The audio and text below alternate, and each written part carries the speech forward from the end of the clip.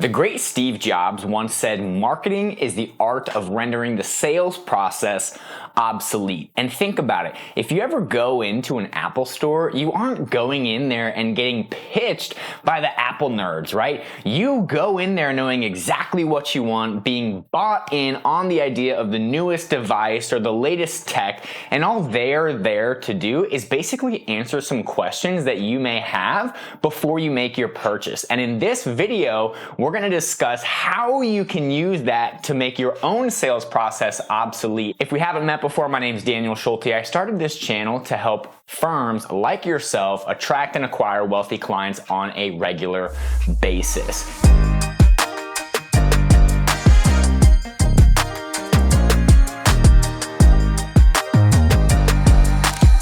And when I was first starting my business, I basically didn't have any money to start it. So what I had to do was I had to do cold outreach. I was cold calling, cold emailing, and when I would get on a sales call with somebody, typically they had no idea who I was, what I had to offer. All they knew is that I could help them grow their business with digital marketing. So if the close was over here, they came into the encounter literally all the way over here, like basically the farthest thing from it.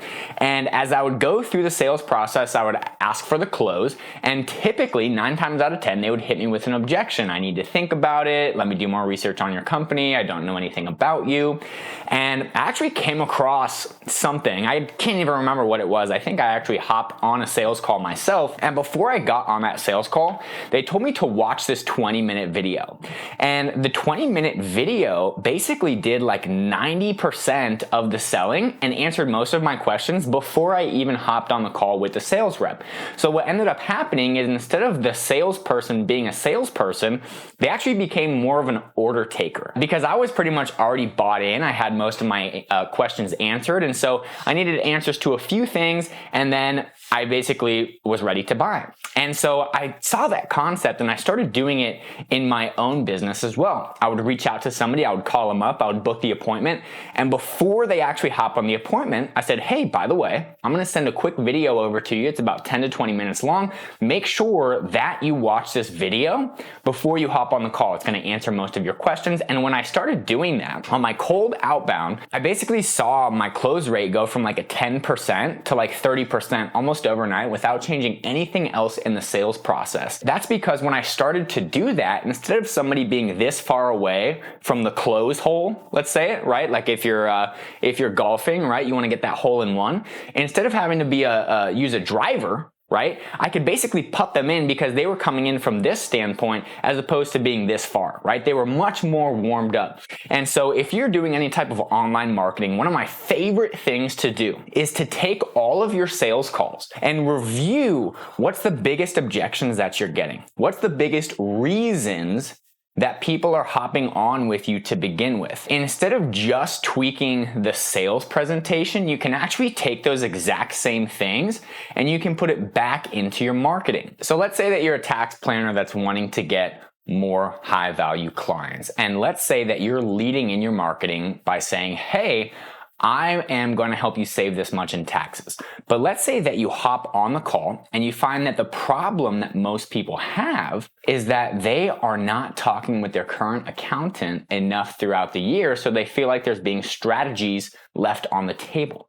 Well, we can now take that problem that they're telling you on the sales call and we can put that into your front end marketing, especially if these are the majority of people who end up buying your service. Okay, well, we can take what they're telling you on the sales call and we can take your current base of like your favorite clients to work with and we can take that same messaging and put it out into the market.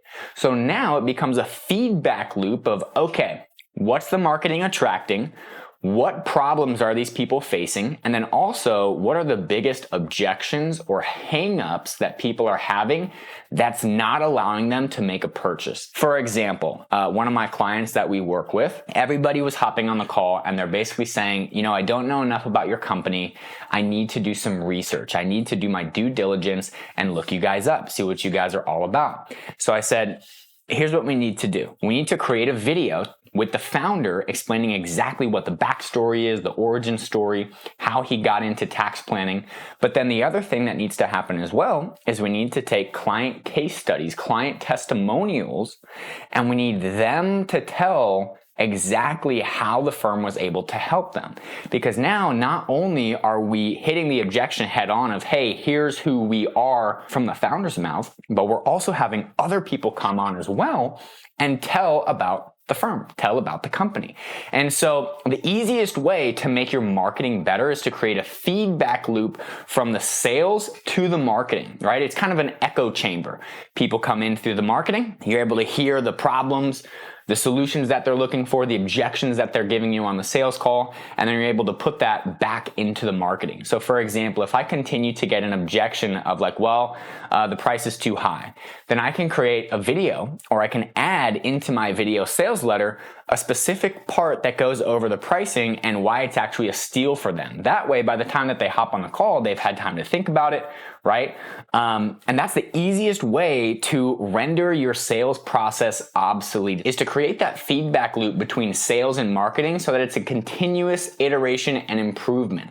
Because if you can get the front end so dialed in that it addresses everybody's concerns, their problems, how you're able to help them, it has the proof, a guarantee, and you're speaking the language of your market, you'll be able to have your marketing do most of the heavy lifting so that by the time somebody comes on the sales call, it can be just like walking into the Apple store where they're just answering a few questions and taking the order. They don't have to convince the person on why Apple is better than Android, right? The person is already walking into the Apple store completely convinced, and you can do the exact same thing in your marketing. Hope you found this video super helpful. Again, my name's Daniel with Wealthy Clients. If you haven't, go ahead and subscribe to the channel and check out this next video.